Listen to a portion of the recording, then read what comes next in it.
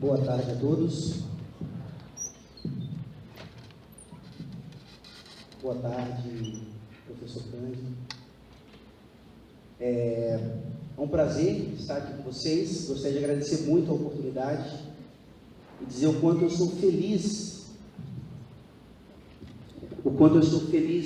de ver algo como esse simpósio acontecendo, né? Só o fato de vocês estarem aqui demonstra o quanto nós precisamos mudar e transformar algumas coisas, como temos aprendido aqui na nossa nação, né, especialmente na área jurídica, educacional e, por que não, religiosa.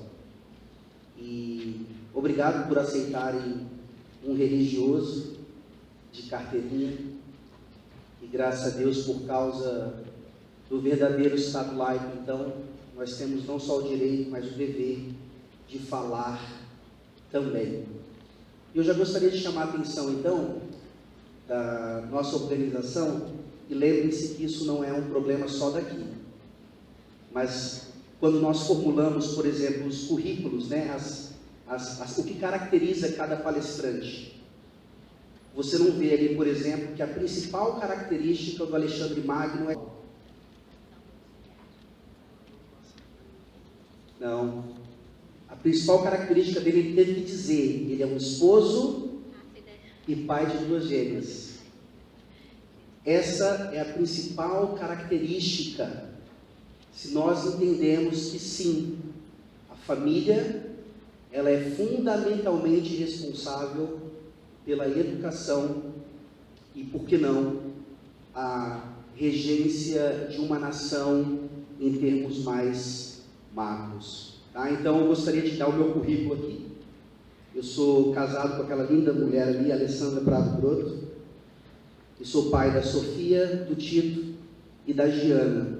Da mesma forma que o Alexandre Magno agradeceu a esposa dele hoje, eu tenho que agradecer aos meus filhos, que estão lá curtindo um churrasco lá em casa, enquanto nós estamos aqui servindo a vocês, servindo uns aos outros. Então, o tema da minha palestra é Quem controla as escolas governa o mundo, e esse título é de um livro do escritor Gary DeMar. Ele é um teólogo americano que escreve sobre diversos assuntos, e esse é um deles.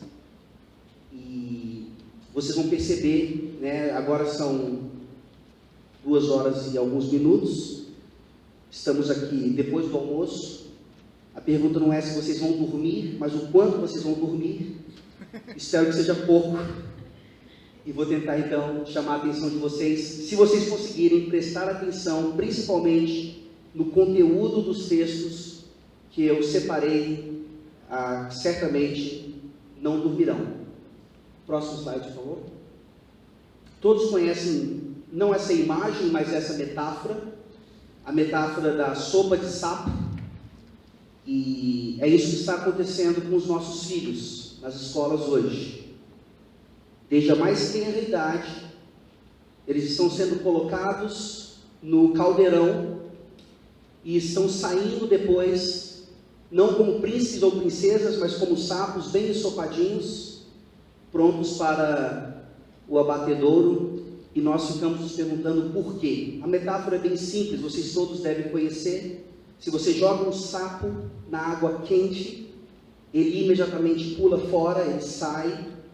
Mas se você coloca o sapo numa água, dentro de um recipiente com água com a temperatura tranquila, e vai esquentando a temperatura, o sapo permanece ali, ele não salta, ele não pula, ele vai se adaptando à temperatura até que ele morre completamente fervido pela quentura da água. E é isso que tem acontecido então nas nossas escolas. Nós, como pais, como famílias, temos sido tão inertes quanto aquele sapo ali naquela banheira cheia de água quente. Próximo, por favor. Aqui está algo importante que ressalta bem a ideia do sapo, da sopa de sapo. O mito da neutralidade ou do Estado laico.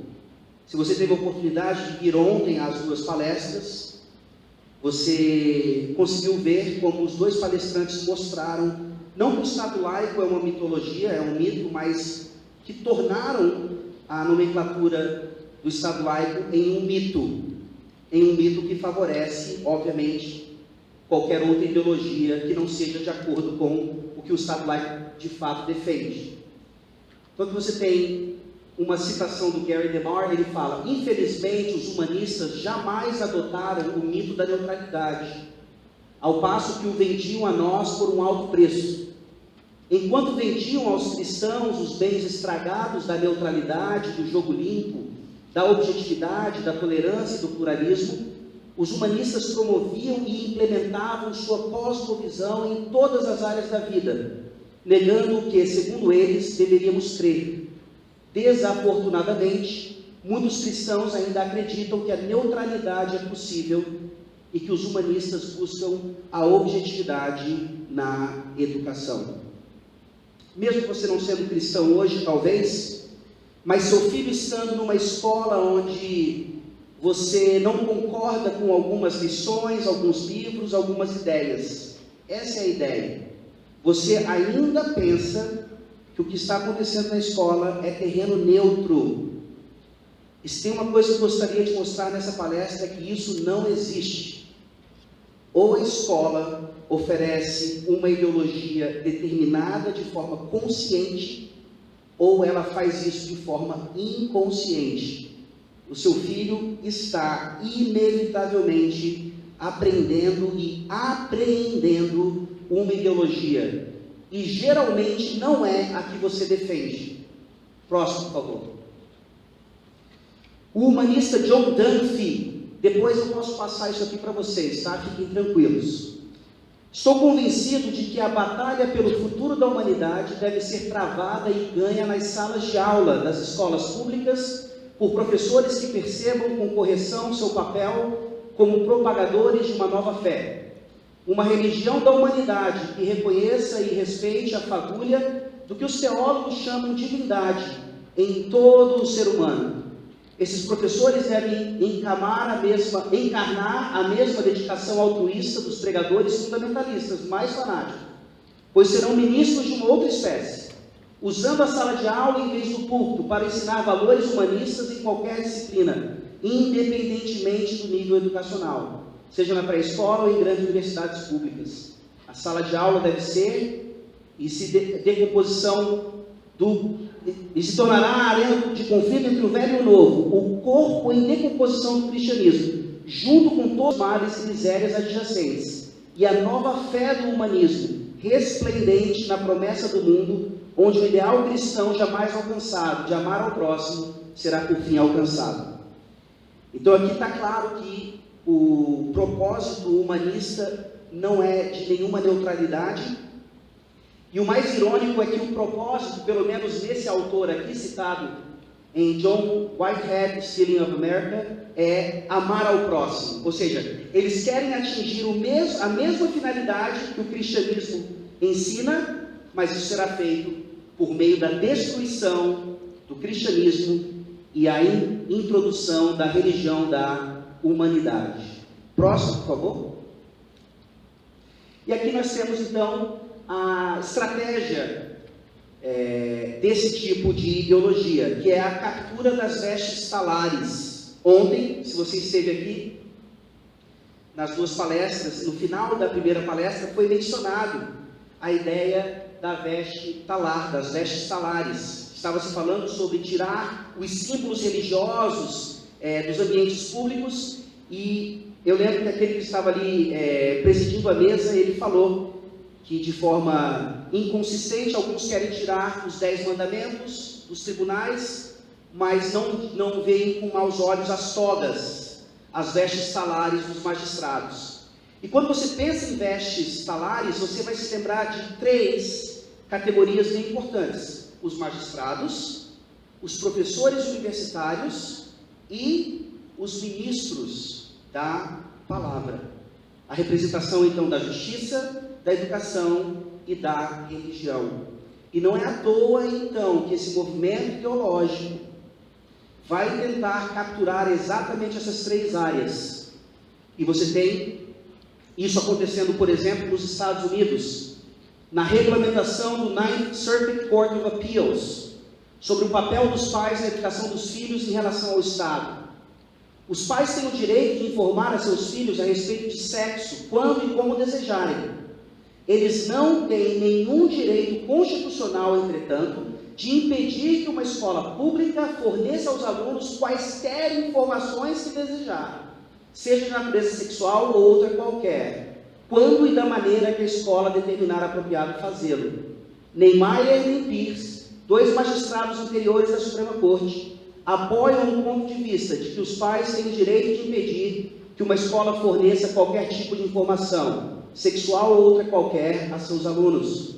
Talvez seja do Sexto Circuito a manifestação mais clara sobre o ponto, ao explicar: embora os pais tenham o direito fundamental de decidir se enviarão o filho à escola pública, eles não têm o direito fundamental mais amplo de apontar como a escola pública deve ensinar seu filho. Citado em Stephen Highhart, Ninth Circuit Court of Appeals. Então veja que interessante. Vocês vão perceber aqui que muito vai ser dito a respeito de escola pública.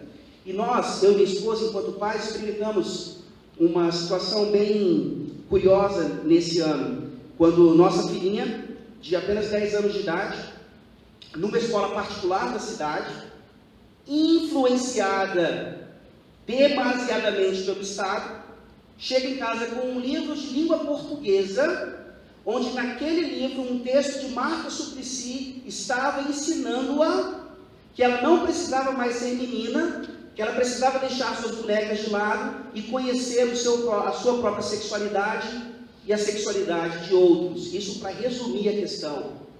Ou seja, numa escola privada, onde nós temos o direito e o dever de participar, fomos até lá, discutimos a questão, a aula foi dada, o livro não foi mudado, o máximo que nós podíamos fazer era, ou ela não ia para a aula, para a escola naquele dia, ou em casa, nós continuaríamos engolindo aquele mito, aquela fábula, que todos nós aqui, enquanto pais, dizemos: as coisas erradas que eles aprendem na escola, nós corrigimos em casa.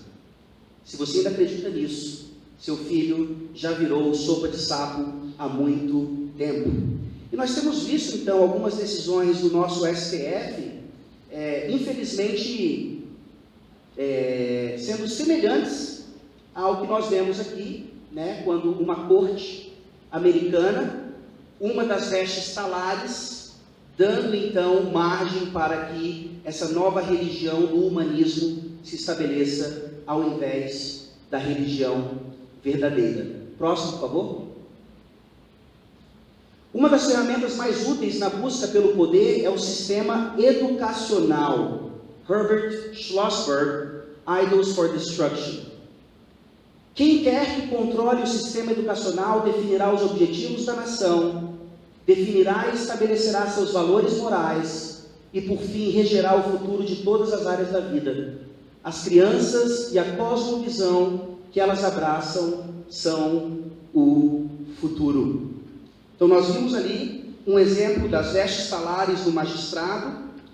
Nós vemos hoje, por exemplo, no Brasil, há muitos universitários aqui. E se você é principalmente da área de humanas, você sabe o quanto a nossa academia está tomada, infelizmente, por essa religião humanista. Se você discorda desse tipo de coisa, você não tem condições nem sequer de expressar a sua opinião, e você é logo taxado de vários nomes, como fascista ou coisas do tipo. Tá? Então, a pergunta fica: se a veste talar do magistrado e do professor universitário está comprometida, onde fica a veste talar do ministro da palavra, ou seja, da religião, da igreja? Onde é que fica a responsabilidade da igreja em fazer alguma coisa a respeito de tudo o que está acontecendo? E eu vou mostrar para vocês alguns exemplos aqui de outras religiões fazendo exatamente aquilo que o Gary DeMar coloca aqui. As crianças e a cosmovisão que elas abraçam são o futuro. Vamos ver como isso aconteceu nesse episódio bem conhecido aqui. Próximo, por favor. O Terceiro Reich. Próximo. Em Mein Kampf, Hitler defendeu a importância de ganhar e depois treinar os jovens no serviço de um novo Estado nacional. William L. Shirer, testemunha ocular da ascensão de Hitler e da cosmovisão nazista, oferece uma perspectiva bem objetiva da questão. Hitler, quando um oponente declara: "Não passarei para o seu lado", disse Hitler no discurso de 6 de novembro de 1933, eu calmamente respondo: "Seu filho já nos pertence. E você? Você passará. Seus descendentes, entretanto, agora estão no novo campo. Em pouco tempo eles não conhecerão nada além da nova comunidade." E em 1º de maio de 1937 ele declarou: "Este novo Reich não entregará a juventude a ninguém, mas a tomará para si mesmo e lhe dará sua própria educação e o seu próprio crescimento." Como é que você se sente ao ouvir alguém dizendo para você: "Seu filho já nos pertence"? Talvez não seja tão grotesco quanto o nazismo, quanto a ideologia do Terceiro Reich, mas é isso que os professores treinados pela nova religião humanista estão dizendo indiretamente aos nossos ouvidos quando nós deixamos nossos filhinhos lindos lá, com suas fardinhas tão limpinhas. Seus filhos já nos pertencem. E eu não poderia deixar de repetir, é uma falácia eu achar que o que está errado na escola, que eles aprendem lá, que não condiz com o que eu ensino em casa, será corrigido quando ele chegar no seu bendito lar. É só você fazer uma conta matemática. Quantas horas seus filhos passam na escola ou em outros lugares e quantas horas ele passa com você? Próximo, por favor. Todas as pessoas na profissão de ensino, do jardim de infância às universidades, foram coagidas a se filiarem à Liga Nacional Socialista dos Professores, que por lei foi responsável pela execução da coordenação ideológica e política de todos os professores de acordo com a doutrina nacional socialista. O Estado deveria ser apoiado sem reservas e os professores fizeram juramento de lealdade e obediência a Adolf Hitler. Como é que você, um professor universitário concursado, que é servidor público, pode se levantar contra aquele que paga o seu salário? Como é que você consegue fazer algum tipo de pesquisa na universidade controlada por esse Estado, que infelizmente já está controlado há muito tempo por essa nova religião humanista? Todas as cosmovisões contrárias ao nazismo foram expurgadas do currículo educacional do Estado.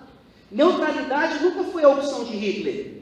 De fato, a neutralidade nunca foi a opção de Hitler. De fato, a neutralidade nem sequer é possível.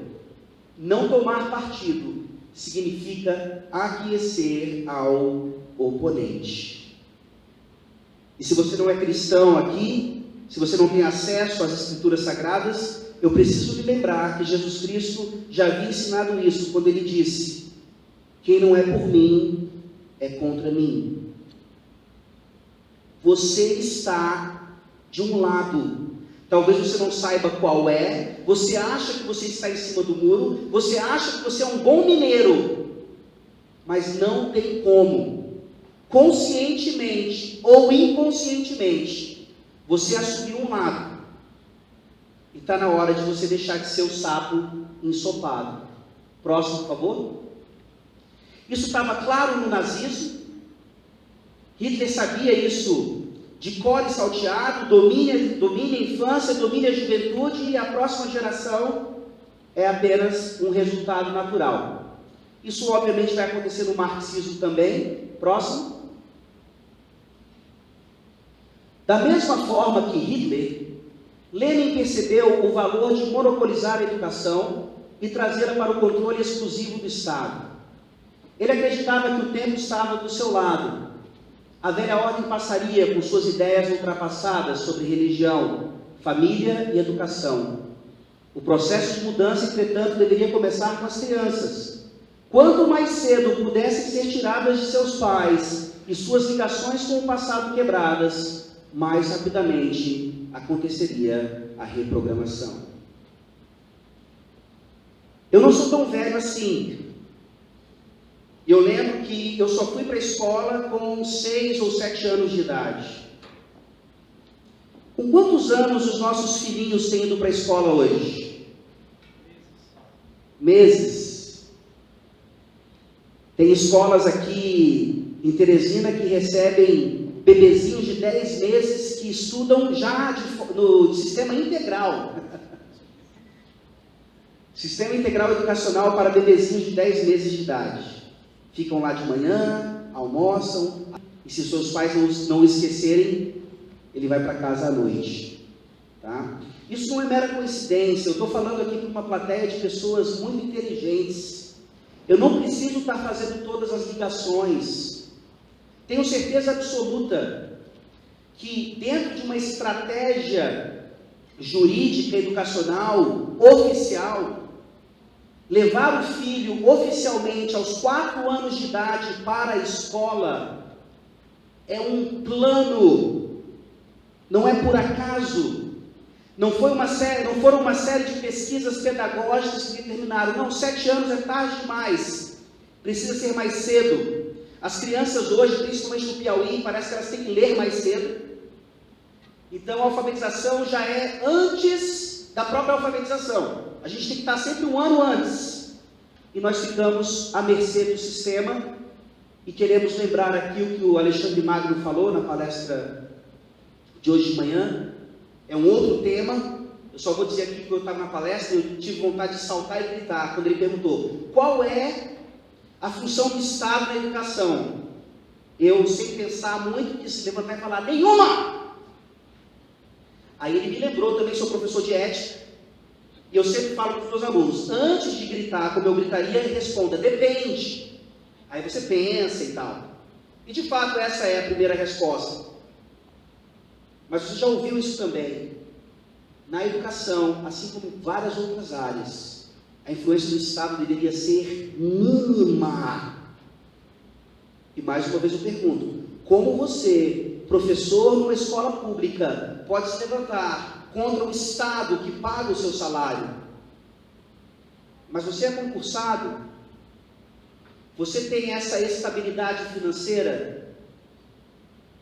Como é que nós nos voltamos então contra o Estado que me dá estabilidade financeira? Como é que fica isso? É difícil, né? Trabalhar no Brasil dessa maneira. Próximo, por favor. No livro Princípios do Comunismo, publicado em 1847, Engels defendeu a educação de todas as crianças, tão logo atingissem idade suficiente para dispensar o cuidado materno em instituições nacionais e à custa da nação. Estamos trazendo as mulheres para a economia social, para a legislação e para o governo.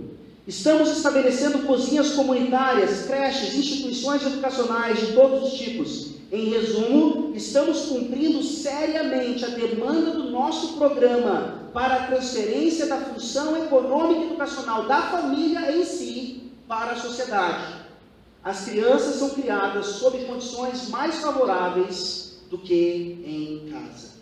Essa citação, ela foi feita muito antes, em um lugar bem distante do Brasil. Mas se você não consegue encaixá-la hoje, no século XXI, bem no meio da nossa sociedade, você de fato não é um sapo ensopado, você nem sequer existe. Você está em outro mundo. A Matrix te pegou. Essa é uma citação de Francis Nigel Lee no seu livro Communist Scatology, falando exatamente sobre essas questões.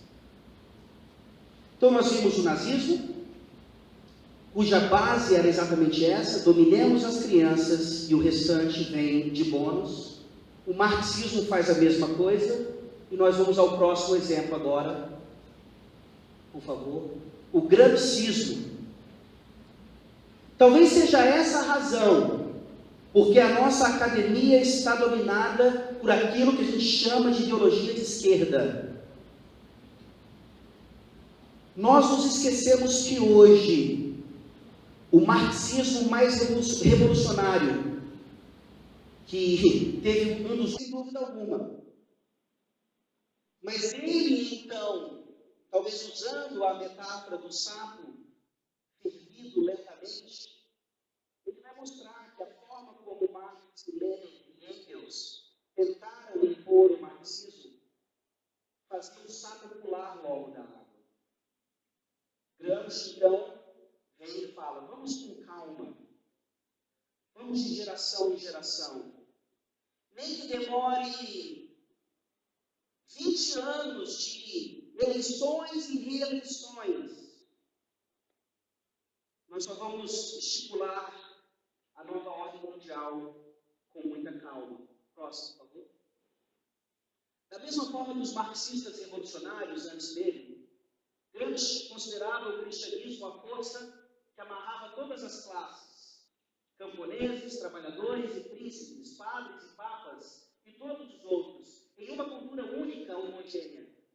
Era especificamente a cultura cristã, na qual os homens e mulheres entendiam de modo individual que as coisas mais importantes da vida humana transcendiam as condições materiais em que viviam a vida mortal. Duas coisas aqui.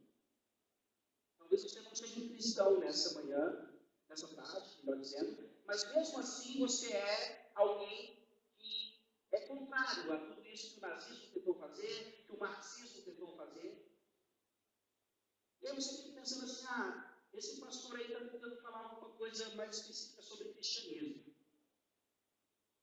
Olha de novo a citação.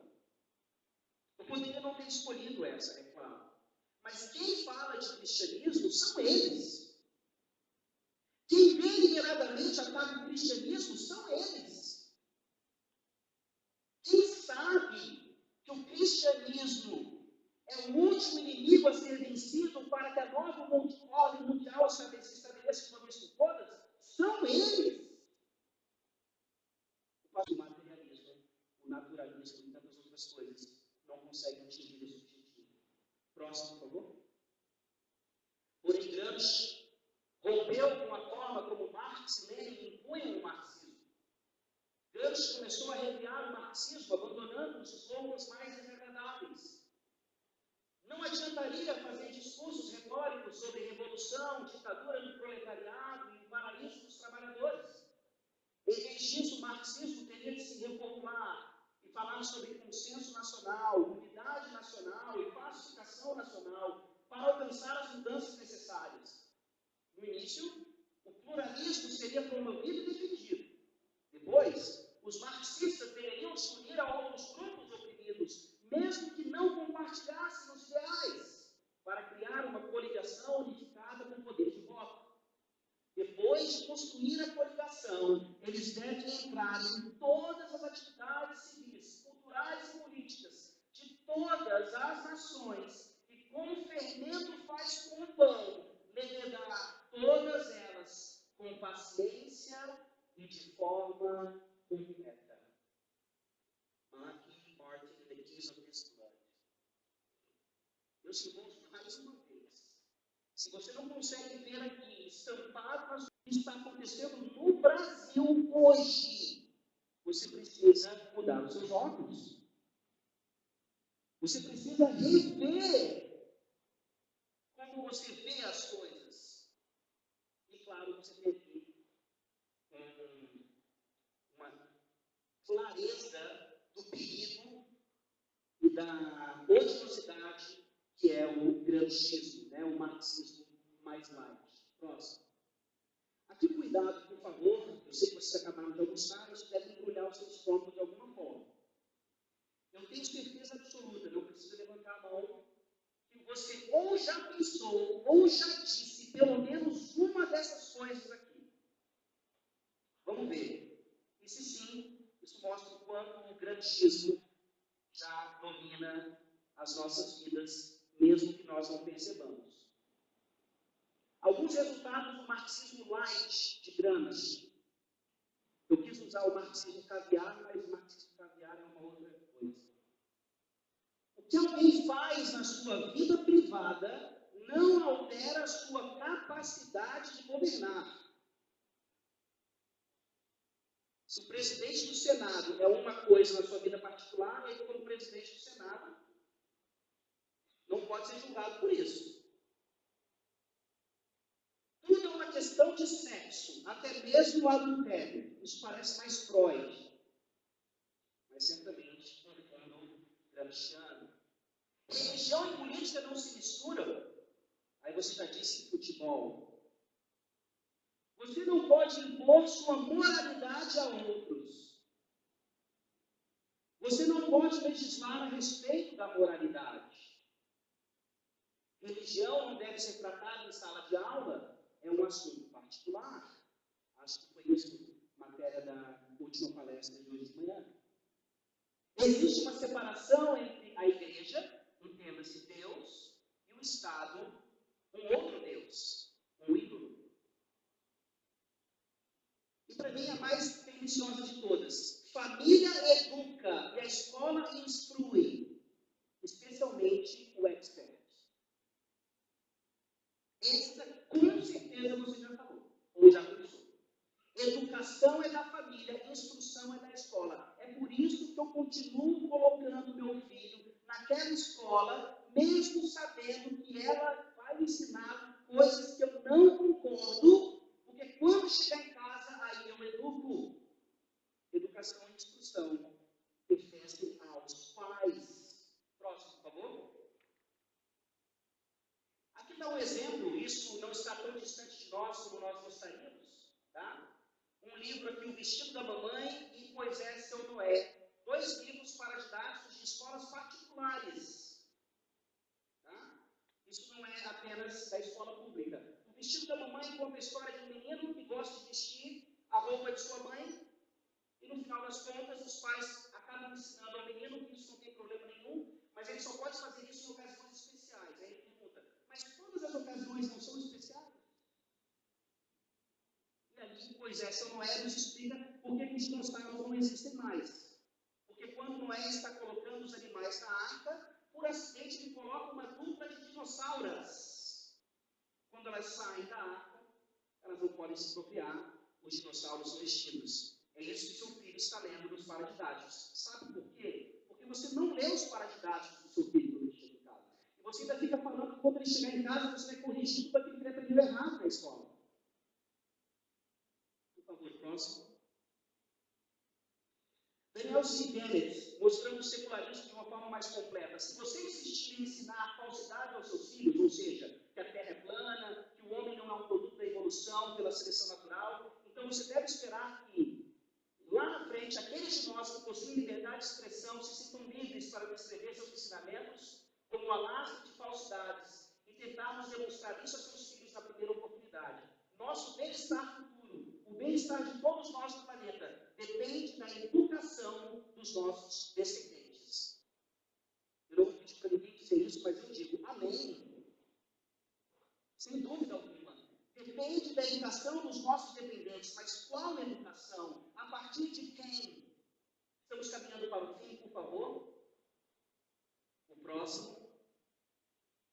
Ali está a figura de Lincoln, tá? Mas a frase não é dele. Qual é a solução, então? Frase do famoso poema de William Ross Wallace, de 1865. A mão que embala ou balança o berço governa o mundo.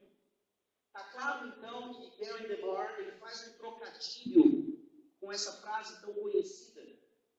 Quem controla as escolas governa o mundo, a mão que balança o berço governa o mundo. Porque isso não é apenas um instinto maternal, isso aqui é um resumo daquilo que vocês ouviram hoje de manhã, pelo menos em 2 palestras. O tal do homeschooling, que parece um monstro. Eu vou mostrar para vocês que não. Por favor. Próximo. Não pode haver, portanto, educação verdadeira sem cultura moral. E nenhuma cultura moral verdadeira sem cristianismo. O próprio poder do professor na sala de aula é moral como uma força degradante. Mas ele não pode mostrar à criança qualquer outra base moral para seu poder além da Bíblia. Portanto, meu argumento é perfeitamente claro. O professor tem de ser cristão, mas o Estado americano prometeu não ter qualquer caráter religioso. Então, o Estado não pode ser nosso professor. E aí você respira aliviado e agradece a Deus porque o seu filho não está na escola pública, mas saiba que na escola particular onde ele está, o MEC manda ali, o MEC é o Estado, e o MEC é toda a religião humanista que rege a sua vida mais do que você gostaria, e principalmente dos seus filhos. Próximo, por favor. 2 exemplos aqui, tá? Independentemente da vocação para a qual o aluno estava se preparando, a faculdade colonial buscava lhe fornecer uma educação distintamente cristã. Em Harvard, a grande Harvard, o objetivo originário da mais alta aprendizagem era conhecer a Deus e a Jesus Cristo, que é a vida eterna, João 17,3. E, portanto, colocar Cristo na base como o único fundamento para qualquer conhecimento e aprendizado verdadeiro. E eu, no início do século XVIII, declarou como objetivo principal: todo aluno deverá considerar a finalidade primordial do estudo, conhecer a Deus e Jesus Cristo, e, como consequência, viver de maneira santa e sóbria. Harvard e Yale começaram assim. Elas não são o que são hoje por acaso, mas infelizmente são o que são hoje, porque deixaram aquilo que nós aprendemos ontem de forma tão maravilhosa. Que o legado, a história, a herança não podem ser rejeitados. Democracia envolve isso também. Todos os povos, em todos os momentos. Próxima. A Lei de Diretrizes e Bases da Educação Nacional, quando define a escola confessional no artigo 20, parágrafo 3.